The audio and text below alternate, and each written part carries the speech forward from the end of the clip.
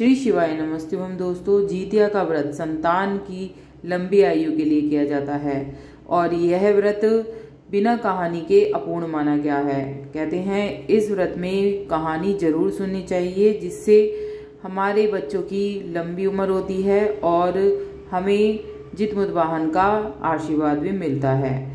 अब सुन लेते हैं दोस्तों चीलो और सियार की कहानी। जीवित पुत्री का व्रत में चीलो सियार की एक कथा भी सुनी जाती है। वह संक्षेप में इस प्रकार से है, सुनिए। एक वन में सैमर के पेड़ पर एक चील रहती थी। पास की झाड़ी में एक सियारिन भी रहती थी। दोनों में खूब पटती थी।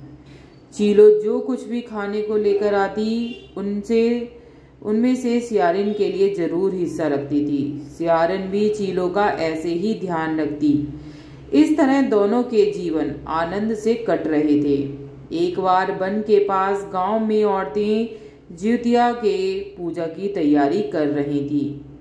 चीलो ने उसे बड़े ध्यान से देखा और अपनी सखी सियारों को भी बताया। फिर चीलो और सियारों ने तय किया कि वे भी इस व्रत को करेंगी।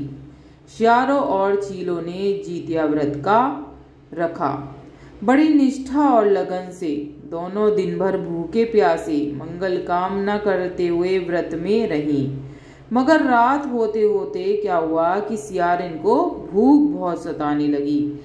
जब बर्दाश्त नहीं हुआ तो जंगल में जाके उसने मांस और हड्डी पेट भरकर खा ली।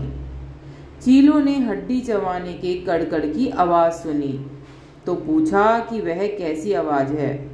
सियारिन ने कह दिया, बहन, भूख के मारे पेट में से आवाजें आ रही हैं, इसी की आवाज है।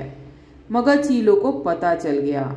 उसने सियारिन को खूब लताड़ा कि वह व्रत तो नहीं हो सकता तो संकल्प ही क्यों लेती है। सियारिन लजा गई। वह व्रत भंग हो चुका था। चीलो रात भर भूखे प्यासे रहकर व्रत पूरा किया। कहते हैं दोस्तों, जब भी आप जितिया का व्रत रख रहे हैं तो इसे कभी भी नहीं छोड़ना चाहिए। हमेशा इस व्रत को करना चाहिए। अगले जन्म में दोनों मनुष्य रूप में राजकुमारी बनकर सगी बहनें हुई। सियारिन बड़ी बहन हुई और उसकी शादी एक राजकुमार से हुई। चीलो छोटी बहन हुई और उसकी शादी राज्य के जो मंत्री पुत्र थे उनसे हुई। बाद में दोनों राजा और मंत्री बने। सियारिन रानी के जो भी बच्चे होते वे मर जाते थे, जबकि चीलो के जो बच्चे थे वो स्वस्थ रहते और हट्टे खट्टे रहते थे। इससे उसे बहुत ही जलन होने लगी। उसने कभी उनका सर कटवाकर डब्बे में बंद करा दिया, पर वह शीश मिठाई बन जाती और बच्चों का बाल तक भी बाका नहीं होता था। इस बार बार उसने अपनी बहन के बच्चों को और उसके पति को मारने का खूब प्रयास किया, लेकिन वो सफल नहीं हुई। आखिरकार देव योग से उसे भूल का आभास हुआ। उसने क्षमा मांगी और बहन के बताए हुए जीवित पुत्री का व्रत को विधि विधान से किया तो उसके पुत्र भी जीवित हो गए। कहते हैं जो भी इस कथा को पढ़ता है, सुनता है, उसकी सभी मनोकामना पूरी होती है। संतान को लंबी आयु का वरदान मिलता है। अब सुन लेते हैं जीवित पुत्री का व्रत की दूसरी कथा। गंधर्वों के राजा का नाम जितमुत वाहन था। वे बड़े उदार और परोपकारी थे। जितमुत वाहन के पिता ने वृद्धावस्था में वानप्रस्थ आश्रम में जाते समय इनको राज सिंहासन पर बिठाया, किंतु इनका मन राजपाट में नहीं लगता था। वह राज्य का भार अपने भाइयों पर छोड़कर स्वयं वन में पिता की सेवा करने चले गए। वन में ही जितमुत वाहन को मल्लवती नामक राजकन्या से भेंट हुई और दोनों में प्रेम हो गया। एक दिन जब वन में भ्रमण करते हुए जितमुत वाहन काफी आगे चले गई, तब उन्हें एक वृद्धा विलाप करते हुए दिखी। पूछने पर वृद्धा ने रोते हुए बताया कि मैं नागवंश की स्त्री हूँ। मुझे एक ही पुत्र है। पक्षीराज गरुण के कोप से मुक्ति दिलाने के लिए नागों ने यह व्यवस्था की है। वे गरुड़ को प्रतिदिन भक्षण हेतु एक युवा नाग सौंपते हैं। आज मेरे पुत्र शंखचूर्ण की बलि का दिन है। आज मेरे पुत्र के जीवन पर संकट है। थोड़ी देर बाद ही मैं पुत्र विहीन हो जाऊंगी। एक स्त्री के ऐसे बड़े दुख सुनकर बहुत वो हो गए और उनने कहा कि मैं एक स्त्री हूँ, इससे बड़ा क्या दुख होगा कि उसका पुत्र ना रहे। फिर जितमुतवाहन को यह सुनकर बड़ा दुख हुआ। उन्होंने इस वृद्धा को आश्वस्त करते हुए कहा, डरो मत, मैं तुम्हारे पुत्र के प्राणों की रक्षा करूंगा।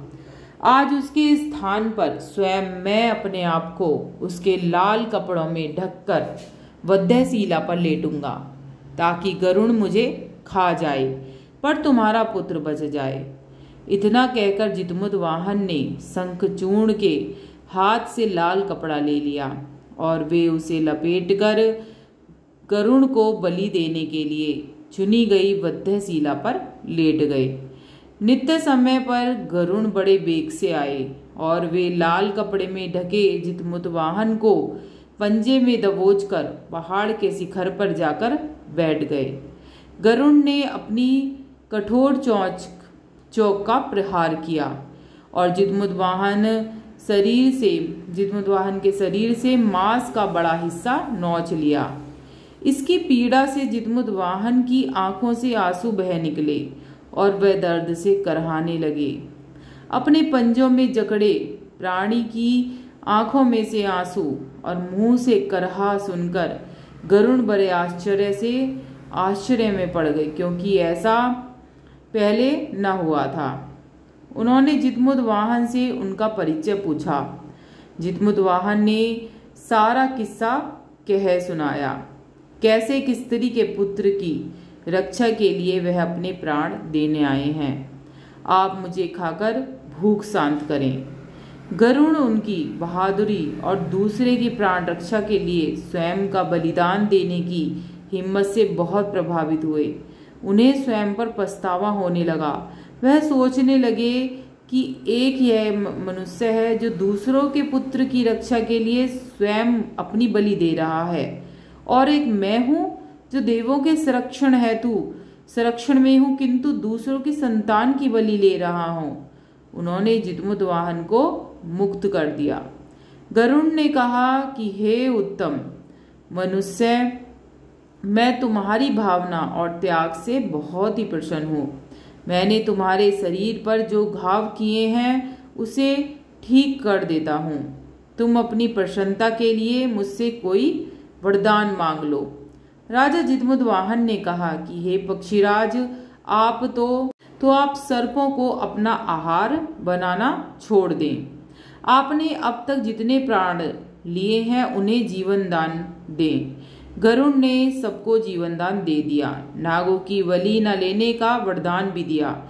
इस प्रकार जितमुतवाहन ने के साहस से नाग जाति की रक्षा हुई। गरुड़ ने कहा कि तुम जैसी इच्छा मांगोगे वैसा ही होगा। ऐसा हे राजा, जो स्त्री तुम्हारे इस बलिदान की कथा सुनेगी और विधि पूर्वक व्रत का पालन करेगी, उसकी संतान मृत्यु के मुख से भी निकल आएगी। तब से ही पुत्र की रक्षा के लिए जितमुतवाहन की पूजा की प्रथा शुरू हो गई। यह कथा कैलाश पर्वत पर भगवान शंकर ने पार्वती जी को भी सुनाई थी। जीवित पुत्रिका के दिन भगवान गणेश, माता पार्वती, शिवजी जी की पूजा व ध्यान के बाद जो इस कथा को सुनते हैं, कहते हैं, उसकी सभी मनोकामना पूरी होती हैं, संतान की लंबी आयु होती है।